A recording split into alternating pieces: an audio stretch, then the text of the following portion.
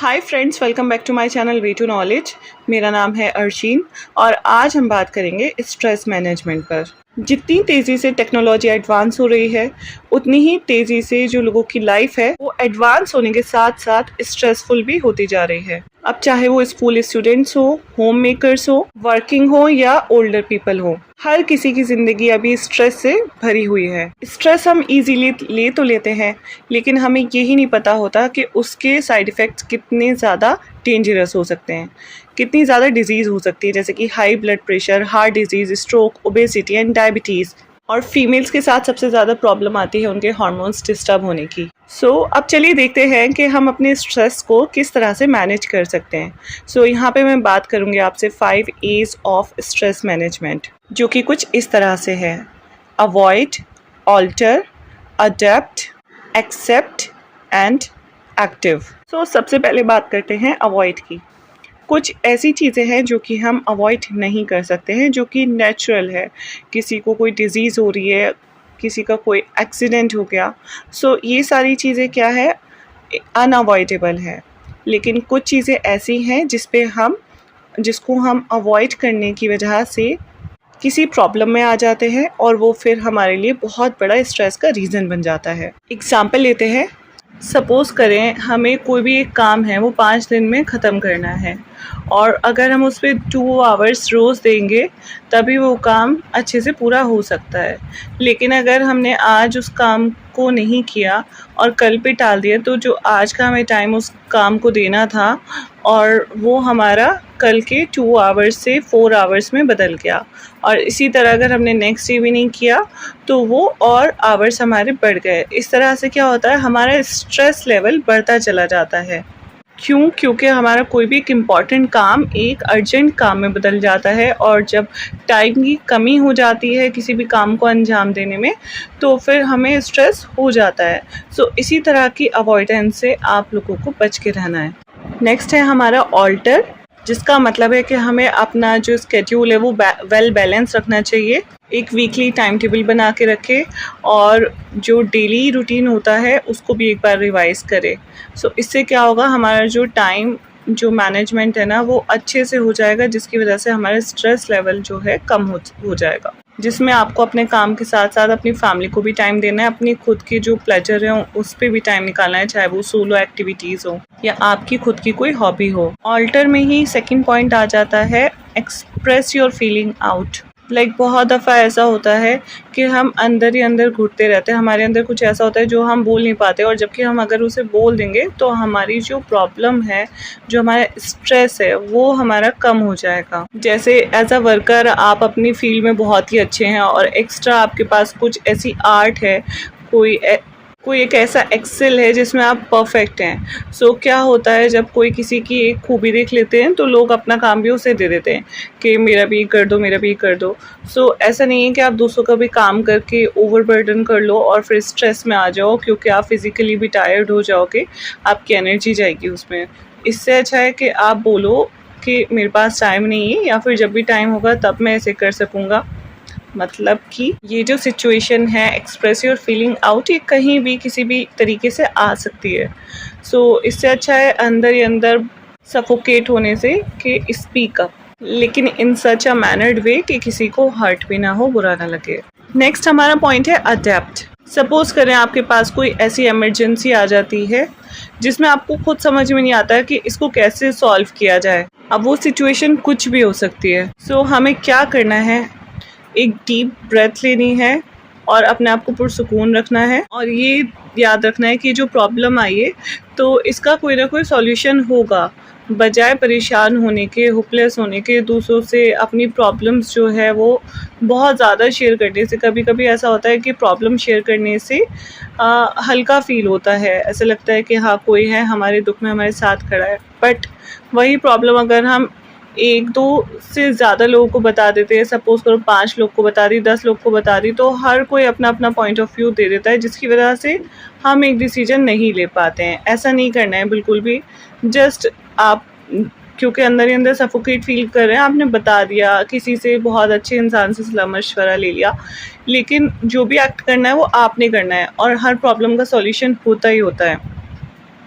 हमें घबराना नहीं है, बहुत ही आराम से सोच समझ के काम करना है।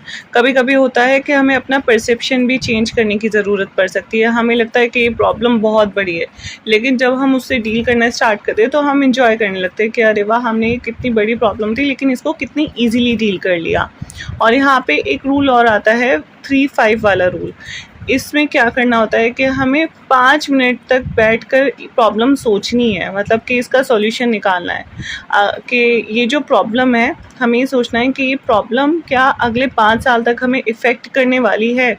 और अगर इसका जवाब निकल के आपके पास आता है नो में, कि नहीं, 5 साल तक ये प्रॉब्लम हमें कोई इफ़ेक्ट नहीं करने वाली है, ये हाल सिचुएशन है, मुश्किल से 1-2 दिन की या 1 आध महीने की बहुत हुई तो फिर आपको नेक्स्ट 5 मिनट्स और नहीं देने हैं उस प्रॉब्लम के बारे में सोचने को। अपनी एनर्जी बिल्कुल वेस्ट नहीं करनी है। एक अच्छा डिसीजन लेना है, प्रॉब्लम का सॉल्यूशन है तो वो निकाल लेना है बस। और बेस्ट मेथड होता है नोट डाउन करने का। हमेशा अपने पास एक डायरी और पेन ज़रूर रखें आप लोग। प्रॉब्लम कोई भी होगी उसको नोट डाउन करें, फिर उसका ईज़िली सॉल्यूशन निकल जाता है। नेक्स्ट है हमारा एक्सेप्ट। इस बात को आप सबको मानना ही होगा कि हमारी ज़िंदगी में कुछ ना कुछ स्ट्रेस आता ही रहता है। तो बजाय हमें भागने की किसी भी परेशानी से, उसको एक्सेप्ट करना सीखना है कि हाँ ठीक है, ये प्रॉब्लम आई है, ठीक है, देख लेंगे, इसको भी निकल जाएंगे इससे भी। और किस तरह से निकलेंगे? अपनी पावर, अपनी ताकत को पहचानो। कहा जाता है जिस प्रॉब्लम का कोई सॉल्यूशन नहीं तो उस प्रॉब्लम के बारे में सोचना क्या।